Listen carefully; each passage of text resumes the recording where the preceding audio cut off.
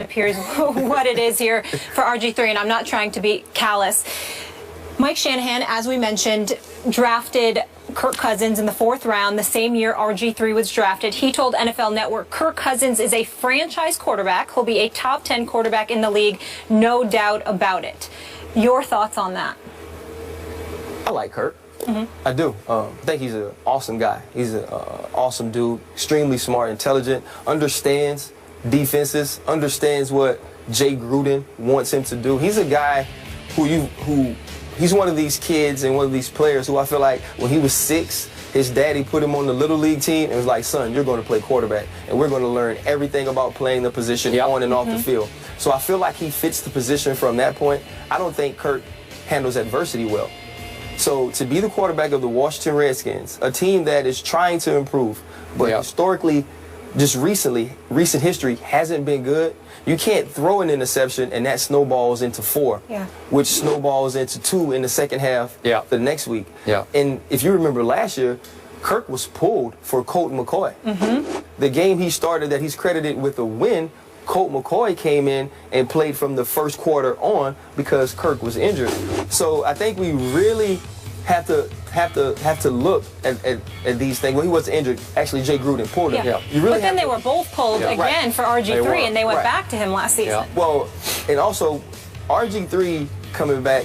Listen, that decision has a lot to do with Mr. Snyder. A big part of the door is not shut on Robert has to do with Mr. Snyder. I think there is some fire to the smoke around people inside the building, football people wanting to move him, and the owner not biting on it, the owner not wanting it to happen. Kirk Cousins, I think, is a solid quarterback. He's a quarterback that's going to do his best to do the things that Jay Gruden wants, which is why he was named the starter. He's not the long-term answer for the Washington Redskins. Can he get him through this season? Will he have some uptimes like the Philadelphia game last year, the Jacksonville game last year? Yes, he'll have games where he explodes, but he'll also have games where he implodes. And if you do those things, if you're not consistent, you can't be a starting quarterback in this league. Which is why I have come to this conclusion a long time ago and said it many times sitting in this chair. Kirk Cousins will never prove to be anything more than an average at best quarterback in the National Football League. Period. End of story. Jay Gruden better hope I'm wrong about that, because he just put his butt way out on the end of the limb. This is sink or swim. He has chosen Kirk. He has not chosen the quote-unquote now ex-franchise quarterback. I hope Robert goes elsewhere. But he's trying to make Kirk Cousins into Andy Cousins. He thinks he can make him Andy Dalton, Andy Cousins. So I'm going to start calling him Andy Cousins because that's what he thinks he can do with him. And I don't think Kirk is as good as Andy Dalton is. I think physically he is. I don't know if he has the mental wherewithal that Andy Dalton has, which probably to me isn't exceptional. No, but it's better than it's a little better than Kirk. Okay, so I'm back to Mike Shanahan in that quote. That is Mike Shanahan's pride talking about how Kirk's going to be a franchise quarterback. I reported this at the time. Stephen A. knows the same source that I know, high-ranking Redskin official. We both talked about it. Mike Shanahan, I'll say it again, did not want to draft Robert. He wanted to draft Kirk higher even than they wound up. They felt like they stole him where they got him. But he wanted to go ahead and make Kirk his guy going forward in Washington. And again, they bet the house on Robert, as you know, to move up to the 2nd pick and trade the Rams. You know, all the loot that the Rams got for that. And right now it looks like a big bad mistake because Robert got hurt. But the coaching situation was never positive for Robert. So when your head coach does not want to draft you, he later got on board with it and then bought completely into it and did good things with Robert, scheme-wise. But he wanted Kirk Cousins. So now he's standing by his pride, and he's speaking with his heart, saying, oh, he'll be a franchise quarterback, because that's what he was telling Dan Snyder and all the rest of the executives at the time. It's I told you so moment. Yes, it is. Yeah, that's what he's looking for. Definitely. So. We'll see what happens if he can back that up. But we can't give you the latest on RG3 in Washington without giving you the latest on Tom Brady and Roger Goodell. They were back in court yesterday, and the ruling will come down any day this week. There is no settlement, perhaps any moment. Who will Judge Berman side with? We'll discuss that when we return. Stay here. Disagree with my decision. It happens all the time. But I believe the course of action we chose really is in the best interest of USC and Steve Sarkisian, and maybe just as importantly or more importantly, our players. So that was USC Athletic Director Pat Hayden on Trojans Live on ESPN Radio, explaining why he chose not to suspend USC head football coach Steve Sarkisian after his embarrassing behavior at the Salute to Troy event on August 22nd. Skip, do you have a problem with the way Pat Hayden handled this situation? Molly, Ryan, yes, I do. Let me just say, more to the point, I'm just not completely comfortable with the way Pat Hayden dealt with a close friend of his in Steve Sarkisian. I've known Pat for a long, long time. Back in the day, I actually covered Pat when he was the quarterback of the Los Angeles Rams out of USC. He's a pretty good quarterback, by the way, for being a pretty little guy. I admire him. I believe in him. I believe in his value system. But he's very close with Steve Sarkisian. I know he likes him immensely. Most people who cover him or meet him, I've met him just recently here. I think I met him. You also did? Had dinner with him. Did you? You had dinner with him? Yeah, he was awesome. I was trying to convince him that, hey, I got a son that's a freshman, you know what I mean, going to swing down Louisiana, so. Really? Yeah, interesting. So, I think, so you would send your son to play for him? I think after that meeting, you know, I would, depending on how this shapes up. I mean, people make mistakes. Oh, sure. No, I got it. So, yeah, I'm cool with that. Okay, so now we're back to what exactly is going on here.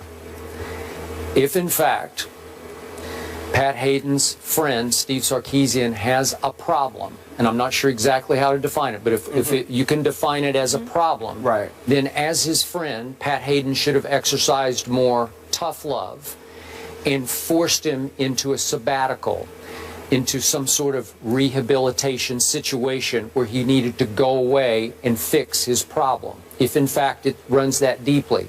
I don't really want to hear Pat say, well, I'm told his counseling started off well. That was the quote yesterday. Right. What does that mean? Counseling started off well. We've made jokes about the old Riley Cooper situation where he was sent away for the weekend. Yeah. Counseling. Well, what counseling? Well, is that what's going on here? Because Pat was in a tough spot. USC's been down a little bit for a while. Now you have a veteran, savvy quarterback in Cody Kessler coming back, and I saw Sarkisian here and likes his chances, man. Yeah. A lot of people like their chances. I'm seeing it all the way up to ranked 4th in the country, but they are a top 10 team, so clearly they have a shot at making the Final Four, the postseason this year. Probably going to win that conference. So do you send away your coach because he has a problem on the eve of what could be a breakthrough season? You'd be back on the national map. It's a tough call. Pat Hayden did what he thought was best for the program, maybe more so than for his friend, Steve Sarkisian. That's my take. Let's also point out this is the first year they're not under the NCAA sanctions anymore. Good point. So Steve Sarkisian, just when I met him, was genuine. He was fun. He was bright. He wasn't behaving the way he behaved there. So I don't know if it's a problem. I've only seen him that one time, and he was fine that night. So for me, I don't know how deep this runs. He came out and said afterwards he didn't have a problem. It was a mix of medication and a mix of alcohol. So I will take him for his word. Well, he actually said he didn't know if he had a problem. It was his response. Okay, so go ahead. So we take him for his word. He doesn't know if he has a problem. He's going to get help. I don't know if Pat Hayden fell victim so much to his love for Steve Sarkisian as he did his love for the USC Trojans. He's a guy that went to school there. Yeah. He played quarterback there. For him to have to live through the Lane Kiffin era and the Lane Kiffin tenure probably killed him inside. It probably did. And we're going into a year, Cody Kessler is a guy who's going to be up for the Heisman. Yeah. This great interception to touchdown ratio. They're finally ranked in the top 10. People are picking them to make the playoffs, playing in the Pac-12, which is going to be extremely tough division this year. If you come out of there, you probably do make the BCS playoffs. And he was faced with the decision. Do I make the decision that maybe puts my team in jeopardy, my school, the place I love, in jeopardy of not accomplishing all these things? Like you said, we are on the eve of accomplishing to help Steve Sarkisian when I don't know how deep it runs. You know, he talks about the meeting they had and how forceful he was. And I know Steve got my point. I got my point across very sternly and these different things. I don't know if he was worried so much about getting Steve Sarkisian help as he is about the USC Trojans being a good football team, winning early games in the season, and not disrupting that. So for me, I don't think he handled it well from this standpoint. Whether he has a problem or not, the public perception is whatever you have going on was more important than you being able to function at this important event. So if I'm a kid on that team, if I'm a parent of a kid on that team, and I'm trying to explain to him how to behave, how to conduct himself, how to be an adult and be responsible, be accountable, I can't say that Pat Hayden held him to the standard I would want him to be held as a man who's now a mentor, a coach, the safe keeper of my child while I'm away, while he's at that school. So for me, Pat Hayden has to make a different decision for the program. And if the kids are really who's important to you, you set a tone that not only are you going to be held to a high standard, but the people that we put in charge of coaching you, the people we put in charge of recruiting you are going to be held to a higher standard. So now when Steve Sarkisian sits in the kid's home and he talks about his rehabilitation process and the things he's had to do to be the coach of the USC Trojans, part of it is I made a mistake. I was punished sternly and harshly. I accepted it. I'm better now. And if you go through things, I can also help you.